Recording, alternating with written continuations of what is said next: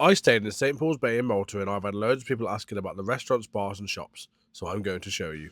So we were staying at the Aura Palace Resort and Spa Hotel in St. Paul's Bay, and we were walking to McDonald's, and there was loads of restaurants and bars and shops on the way, so I'm going to show you around a little bit. So firstly, we passed a shop called Dave's, which is basically the Malta version of Co-op, literally only a 2 or 3 minute walk away from our hotel. Then a short walk later, we passed an Irish bar called Murphy's, and then a little bit further down, the Elvis Tribute Lounge, which actually looked pretty cool. And then we stopped to have a look at the menu for this restaurant, Al Corazon. You can pause the video to have a proper look at the menu, but it does look really nice.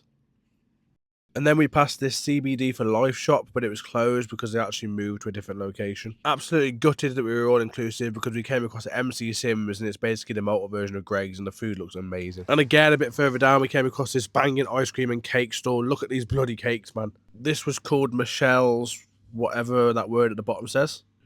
Next up, we've got an actual gift shop, just your standard souvenir shop. T-shirts, hats, keyrings, coasters, magnets, shot glasses, toys. There was actually a really good range of magnets, and they were all around €2, which is pretty good. Also bought myself a shot glass because that's just something I do when I go away. Next up on the seafront, we passed Izzy Bingo, which I'm guessing is just Malta's version of Mecca Bingo.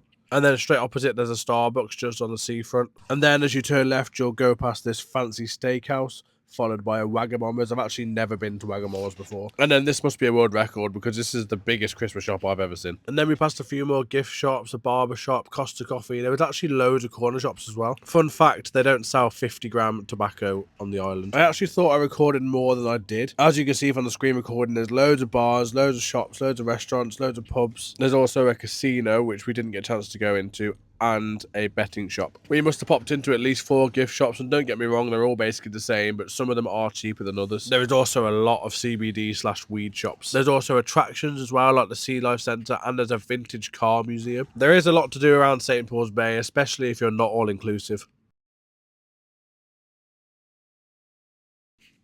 And then obviously we made it to McDonald's.